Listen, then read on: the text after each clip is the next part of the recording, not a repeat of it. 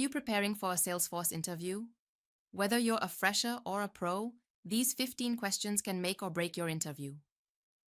In this video, we're diving into the most commonly asked Salesforce interview questions, with follow-ups, tips, and insights that interviewers love.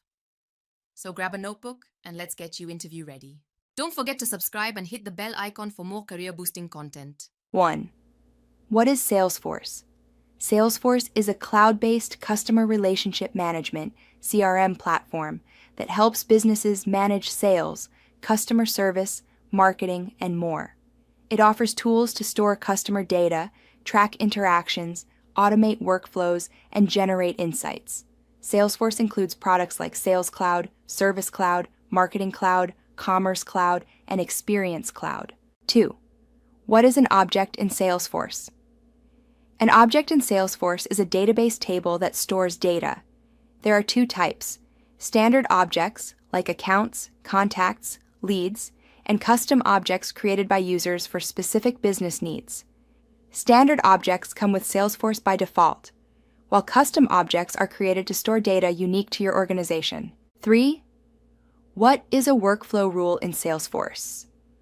Workflow rules automate actions like sending emails, updating fields, or creating tasks when certain conditions are met.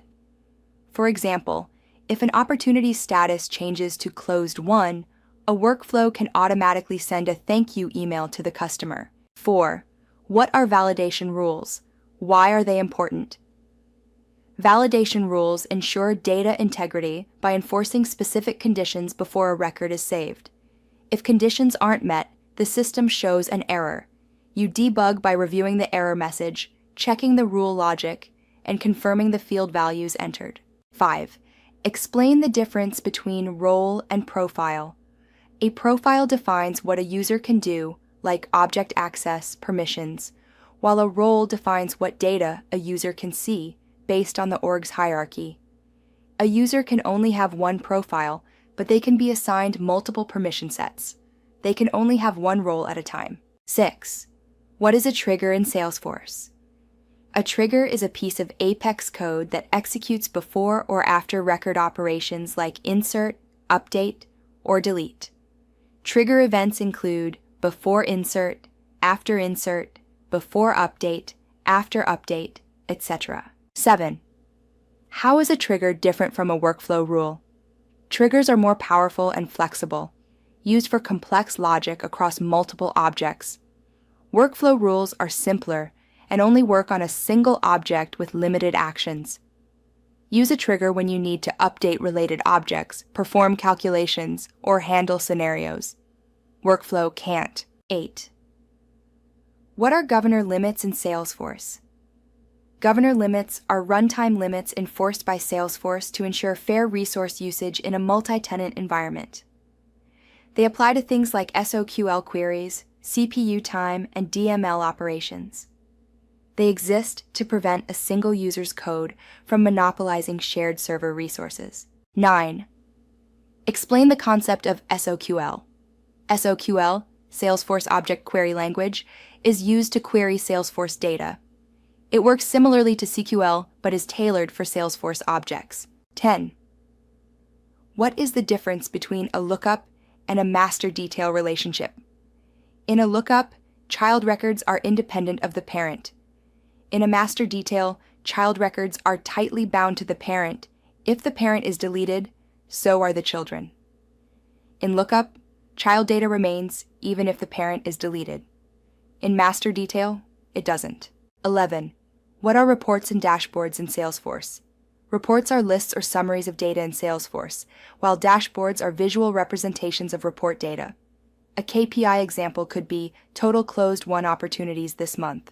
12. What is a Lightning component? Lightning components are UI frameworks for building dynamic web apps in Salesforce. It includes Aura components, older, and Lightning Web components, modern JavaScript-based. LWC is more performance optimized and uses modern JS standards. 13. What is the use of permission sets? Permission sets are used to grant additional permissions to users without changing their profile. Yes, permission sets can override profile restrictions by giving more access, but not taking it away. 14. How do you deploy changes from Sandbox to production? Changes are typically deployed using change sets, metadata API, or tools like Salesforce CLI or VS Code. Risks include overwriting production data or logic. Mitigation includes thorough testing in a full sandbox and using deployment validation. 15. What are some security features in Salesforce? Salesforce offers multiple security layers, including profiles, roles, permission sets, field-level security, login IP ranges, and two-factor authentication. Field-level security controls access to specific fields, while object-level security governs access to entire objects. Mastering these questions can give you a real edge in interviews. Practice explaining the concepts in your own words and focus on the why behind each answer. That's what interviewers are really looking for. Thanks a ton for watching. I hope these Salesforce interview questions and answers help you feel more confident and prepared.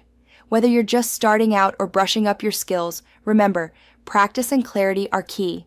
If you found this helpful, give it a thumbs up, drop your thoughts or any questions in the comments, and don't forget to subscribe for more Salesforce tips, tricks, and interview prep content. New videos coming soon to help you level up your career in the cloud. See you in the next one.